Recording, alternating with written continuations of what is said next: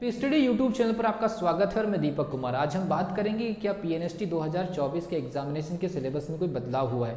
काफ़ी सारे लोगों ने वीडियोस अपलोड कर दिए हैं कि सिलेबस में बदलाव हुआ है या सिलेबस बदल जाएगा, तो इस वीडियो में आपको क्लियर करने वाला हूँ कि पीएनएसटी 2024 के सिलेबस को लेकर के जो मिसकंसेप्शन है या सिलेबस के बदल जाने को लेकर के कुछ न्यूज़ वगैरह या कुछ वीडियोज़ वगैरह आपके पास में अगर पहुँची है तो उसको लेकर के सारा मैटर हम क्लियर करने वाले हैं। अगर आप इस चैनल पर नए हैं तो चैनल को सब्सक्राइब कर लीजिए, बेल आइकन को प्रेस कर लीजिए। पीएनएसटी 2024 का सिलेबस स्टूडेंट ने पूछा है कि क्या इसमें बदलाव हुआ है, कोई नई चीज़ें ऐड हुई है या कोई नई, क्या पुराने सिलेबस में कुछ चीज़ें हटा दिया गया है, सारा चीज़ें डिस्कस करेंगे।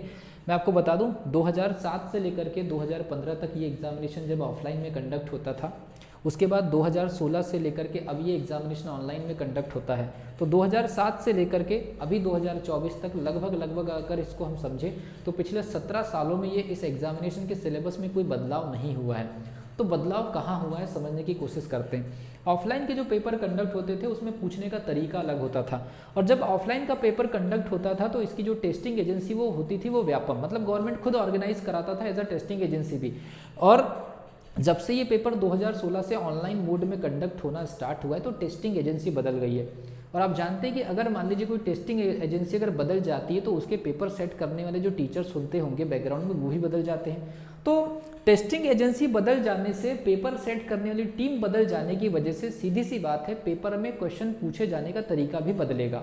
और 2016 से लेकर 2024 के बीच में जितने भी पेपर ऑनलाइन मोड में कंडक्ट हुए हैं तो ये टेस्टिंग एजेंसी के बदल जाने के इफेक्ट की वजह से लोगों को लग रहा है कि अब तो पहले जैसा पेपर नहीं आता या सिलेबस बदल तो नहीं गया है। लेकिन मैं आपको बता दूं पिछले 17 सालों में पीएनएसटी के सिलेबस में किसी भी प्रकार का कोई बदलाव नहीं हुआ है, और बदलाव होने की किसी भी प्रकार की कोई संभावना ही नहीं है। क्यों संभावना नहीं है? आपसे जो क्वेश्चन पूछे जाते हैं खासतौर पर फिजिक्स में, केमिस्ट्री में, बॉटनी में, जूलॉजी में, वो पूछे जाते हैं आपके 11th और 12th के यूनिट्स के।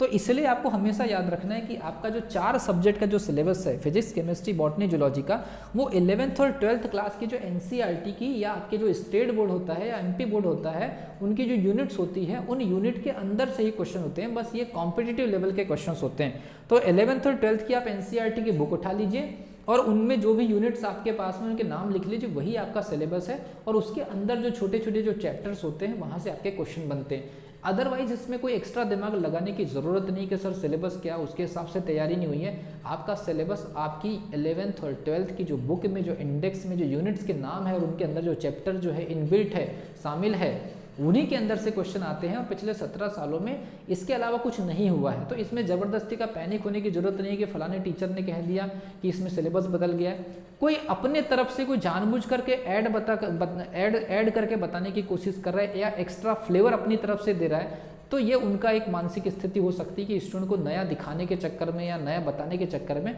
कुछ नई चीज़ें ऐड कर दो। ये चीज़ होती है, टीचर अपने तरफ से कोई ना कोई एक्टिविटीज़ करते हैं सिलेबस को लेकर के। ये सब चीज़ें जो है मार्केटिंग या प्रचार का हिस्सा होता है माइक्रो लेवल पर, कि स्टूडेंट को सिलेबस को लेकर के कुछ नया अपडेट दिया जाए ताकि उनको लगे कि इस टीचर के द्वारा हमको सिलेबस की जानकारी मिली, जबकि ऐसा कुछ भी नहीं है। सिलेबस वही है, सिलेबस में किसी प्रकार का कोई बदलाव नहीं हुआ है।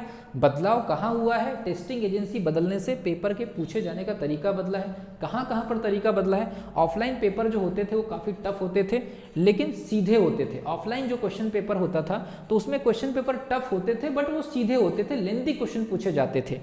ऑनलाइन पेपर में याद रखिए, ऑनलाइन पेपर में क्वेश्चन की लेंथ छोटी है लेकिन लॉजिकल होता है। अगर आपको समझ में आ गया तो ठीक है, अदरवाइज पूरा एग्जामिनेशन निकल जाएगा तो क्वेश्चन पेपर आपको समझ में नहीं आएगा। इस प्रकार के थोड़े से आपको भ्रमित करने वाले क्वेश्चन होते हैं। क्वेश्चन की लेंथ होती है छोटी लेकिन क्वेश्चन का एक्चुअल में मीनिंग निकालते निकालते आपका टाइम निकल जाता है। इसके अलावा पहले क्या होता था? पहले 150, पहले तो 3 घंटे में पेपर कंडक्ट होता था, फिर 150 मिनट पे आया, देन उसके बाद आजकल 120 मिनट में पेपर कंडक्ट होने लगा है। तो 120 मिनट में जब पेपर कंडक्ट होने लगा है तो सीधी सी बात है 150 क्वेश्चन आपको अटेम्प्ट करने हैं। 150 क्वेश्चन होते हैं, 30 के 5 सेक्शन पीएनएसटी में, 120 मिनट का टाइमिंग होता है। तो टाइमिंग का प्रेशर है।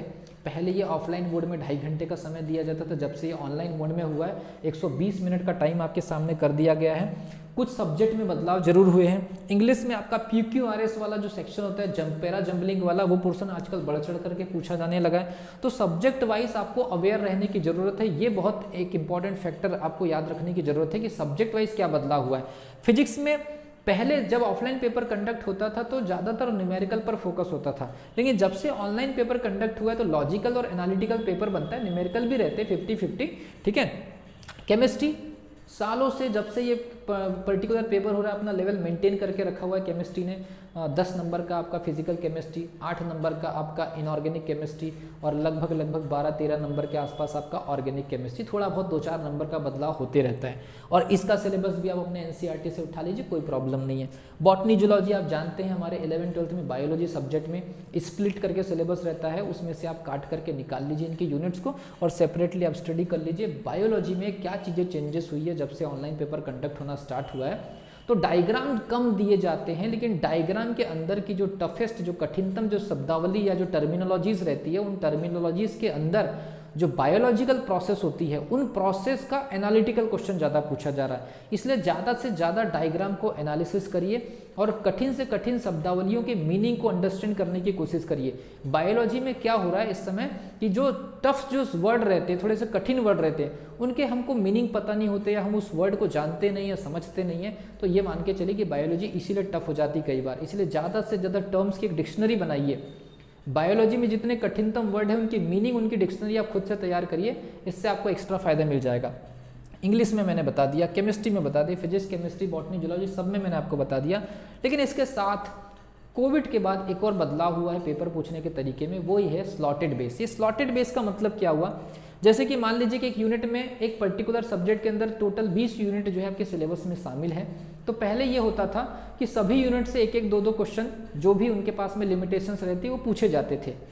2019 तक भी यही हुआ, लेकिन ये जैसी कोविड के बाद एग्जामिनेशन कंडक्ट हुआ है तो एग्जामिनर ने पूछने का तरीका बदल दिया।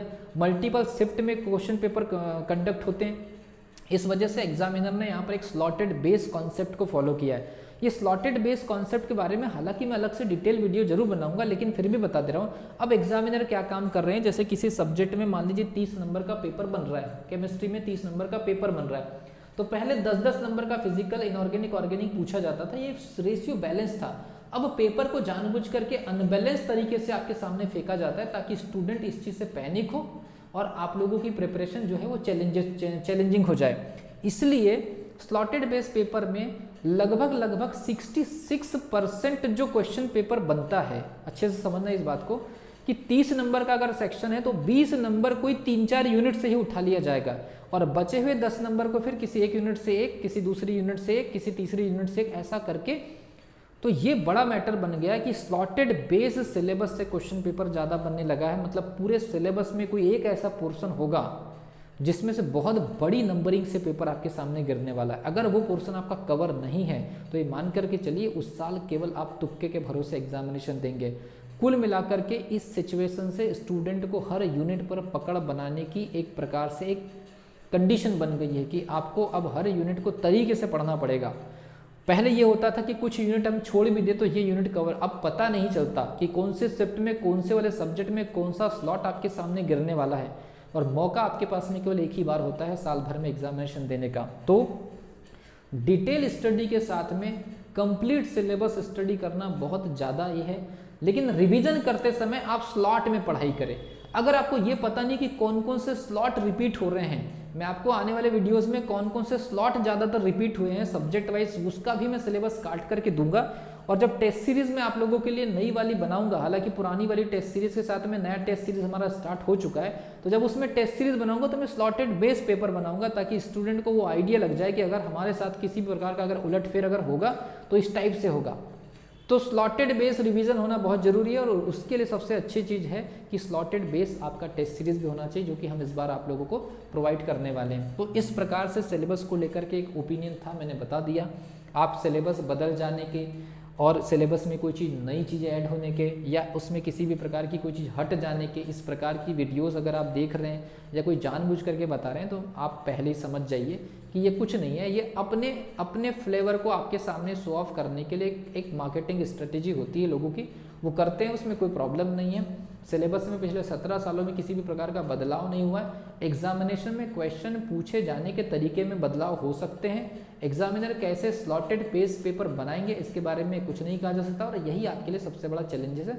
बाकी यूनिट्स कहाँ से उठाई जाएगी, कौन कौन सी यूनिट आ रही है, कोई सिलेबस में शामिल तो नहीं, ऐसा कुछ नहीं है, सिलेबस चेंज नहीं हुआ है। यही था ये वीडियो, मिलता हूँ अगली वीडियो में, तब तक के लिए wish you all the best.